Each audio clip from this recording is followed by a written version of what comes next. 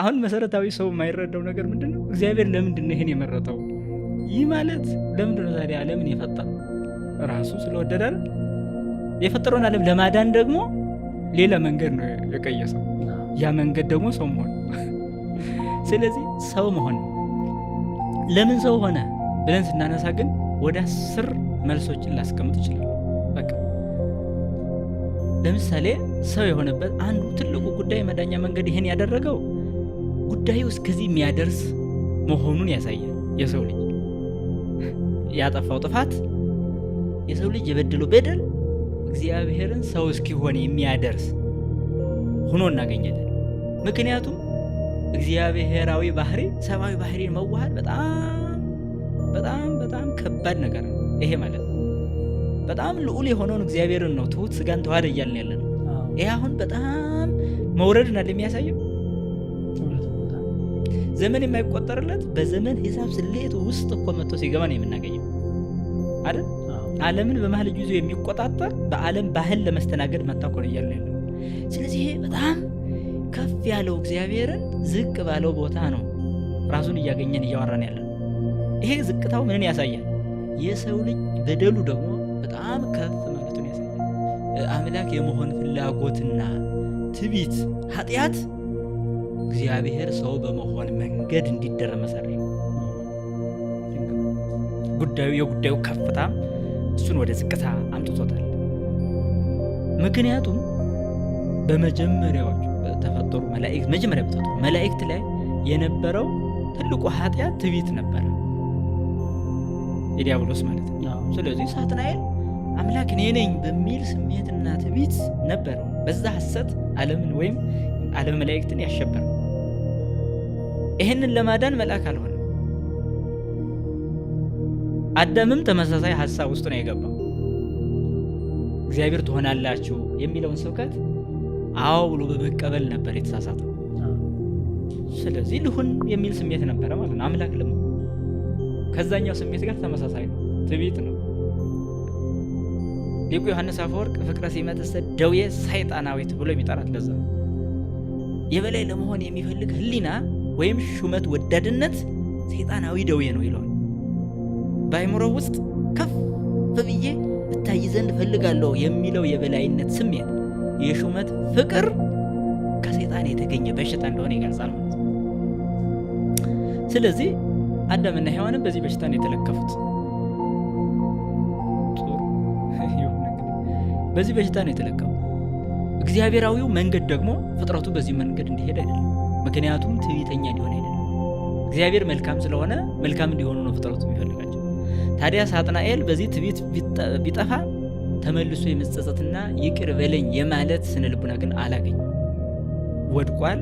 በዛው ውድቀቱ ነው የቀጠለው። የአዳምና የሳጥናኤል የሚለያየው ይሄ ነው። ወደ ንስሐ የመግባት ፍላጎት ነበር የሰው። ስለዚህ ሳጥናኤል ላይ ንስሐ የመግባት ወይም የመጸጸት በድያለሁ የፈጠረኝ ያልሆነው ነገር ተናግሬያለሁ ብሎ ለመመለስ ስልጣን አልተጠቀም። የለም ውስጥ የነበረው ነፃነት አልተጠቀም። በዛው ቀጠለ። ሌላ አሉታዊ ሌላ መንግስት መስርቶ የራሱ ሌላ ዓለም ተከታዮቹን ይዞ በጥፋት ዓለም የመኖር ፍላጎቱን አስቀጠለ። እንዲኖር ለምን ፈቀደ ለሚለው ግን ፍጥረቱ እንዲኖር የማይፈልግ ፈጣሪ የለም። አይ ከሚሰቃይ ከተባለ ይሁ ራሱ የወደደው ስለሆነ ፈቃዱን ያልከለከለው ፈቃዱ ነው። ታዲያ መልአክ ሆኖ ያላዳናቸው ለዛ ሊድኑ ስላልፈለጉ ማለት ነው። አይ መልአክ ሆኖ አድኗቸው ቢሆን በኋላ ሰው ደግሞ ቢያጠፋ ሰው ሆኖ ማዳን እንዲህ እያለ ይቀጥል ነበር ወይ ከተባለ እሱ ሆኖ ስላልተገኘ ያም በምን መንገድ ሊያድናቸው ነበር የሚለውም ነገር ስላልተገለጸ አሁን ላይ እንዲሆን ነበር ብሎ ማሰብም መከራከርም አያስፈልግም። ወደ ሰው ስንመጣ ግን ይህ ህሊና ከእግዚአብሔር እንደለየው አውቆታል። ራቁቱን ሲሆን ፈርቻለሁ ብሎ ሁሉ ምላሽ ሰጥቷል። ፍለጋ ግን አድርጓል እግዚአብሔር ወዴት ነህ ብሎ። ስለዚህ ራቁቴን ስለሆንኩ ፈራሁ። በቃ ከእግዚአብሔር መለየት ራቁት መሆን ነገር። ምክንያቱም ለፍጡር ልብሱ ፈጣሪው ነው። ከፈጣሪው በተለየ ቁጥር አእምሮ ራቁቱን ይሆናል፣ ህሊና ራቁቱን ይሆናል፣ ነፍስ ራቁቷን ትሆናለች።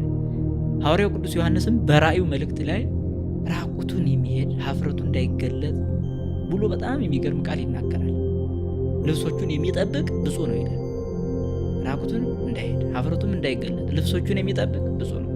ይህ ማለት ውስጣዊ ልብስን ነው። ጸጋን፣ ልጅነትን፣ ከእግዚአብሔር ጋር ያለን መቀራረብ እሱ ነው ልብስ ብሎ የሚጠራው። እሱ ከሌለ ሀፍረት ይገለጣል እያለ ነው ያለው። በኋላ ስለሚሆነው ሀፍረት ራቁትነት ነው የሚናገረው። እና የሰው ልጅ ግን አለቀሰ፣ ተመለሰ። ታዲያ ይሄንን ለማዳን የመረጠበቱ መንገድ ምን ሆነ? ሰው መሆን ሆነ። ለምን? የዛኛው ከፍታ በዚህኛው ዝቅታ የሚጠፋ ሆነ ማለት ነው። ይሄን መረጠ። ሁለተኛ ምንን መረጠ? እንደገና የመፍጠር ስራ ነው የሰራው። እንደገና የመፍጠር ምክንያቱም በመጀመሪያዊ ተፈጥሮ ንጹህ ነው ሰው። ይሄን ንጽህና አጥቷል ብለናል። ስለዚህ ወደ አለመፈጠር የመጓዝ ጉዞ ነው በውስጣዊ መንገድ። በአካለ ስጋ ተፈጥሮ አለ ብንልም እንኳ ውስጣዊው የመንፈስ ህይወት ግን ወደ አለመፈጠር ተመልሷል። ይህ ማለት ከእግዚአብሔር ርቋል፣ ጠፍቷል። ስለዚህ ይሄ እንደገና ዳግም ተፈጥሮ ያስፈልገዋል ነው ሰው። በቃ አዲስ ፍጥረት አደረገን የሚለው ለዛ ነው ማለት አለቀ። ስለዚህ እንደገና ሊፈጥር ስለሆነ በፍጡር በኩል ማዳን አልፈለግም። ምክንያቱም ፍጡር አይፈጥርምና መጀመሪያም የፈጠረን እሱ ነው። እንደገና የተበላሸውን ሸክላ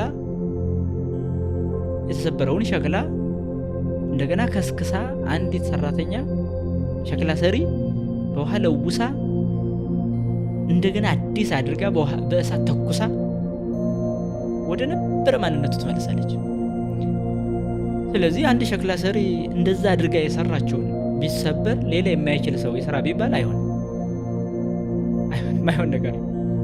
ስለዚህ የሰው ልጅ ባህሪም ተሰበረ፣ ከፈጣሪው ራቀ። ለጸጋ መቋጠሪያ የሚሆን ማንነት የለውም። ለክብሩ ወራሽነት የተፈጠረው ክብሩን የሚያስተናግድበት መንፈሳዊ ብቃት፣ አእምሯዊ ልዕልና ያስፈልጋል። ይህንን ስብራት ሊጠግን የመጣው እንደገና ለመፍጠር አዲስ ለማድረግ ወደዚህ ዓለም መምጣት የነበረበት ራሱ ነበር፣ ሰሪው አካል። ይህን ደግሞ ሊያደርግ ሲፈልግ ደግሞ ከነበረው የተሻለ አድርጎ ለመስራት ስለፈለገ በጎኑ በፈሰሰ ማየ ገቦ ተጠምቀን አዲስ ፍጥረት የምንሆንበትን መንገድ ሰጠን። ሐዋርያው ቅዱስ ጳውሎስ እንሆ በክርስቶስ ታድሷል ይላል። ስለዚህ ያረጀው ዓለም በክርስቶስ እንዲታደስ አደረገ። ስለዚህ ክርስቶስ ዓለምን የፈጠረው እንደሆነ አሁንም የተፈጠረውን ዓለም ለማደስ ያረጀውን ለማደስ የመጣው እሱ እንደሆነ አመን ማለት ነው። ስለዚህ እንደገና መፍጠርን ለሌላ ፍጡር አልሰጠም። እንዲህ ስለሆነ ግን በዚህ የማዳን ስራ ላይ ዳግም በመፍጠር ስራ ላይ ፍጡራንን አላሳተፈም ማለት አይደለም። መፍጠር የሱ ነው። ነገር ግን ይሄንን ዳግም መፈጠር የምንለውን ወደ ቀደመ ክብራችን መመለስ ስለሆነ የሚመለሰው ሰው ስለሆነ ለዚህ ስራ ተሳታፊዎች ሰዎችን አድርጓል። ቀድሞ ፍጥረት ባልነበረበት ፍጥረትን ሲፈጥር ለፍጥረቱ ፍጥረት አያስፈልገውም። ምናልባት በዕለተ እሑድ ከተፈጠሩ ፍጥረታት ወዲህ ያሉትን ፍጥረት ለመጠቀም ምን ተጠቅሟል? ቀድሞ የተፈጠሩትን ተጠቅሟል። ለምሳሌ በዕለተ እሑድ የተፈጠሩ 4 ባህሪያት አሉ።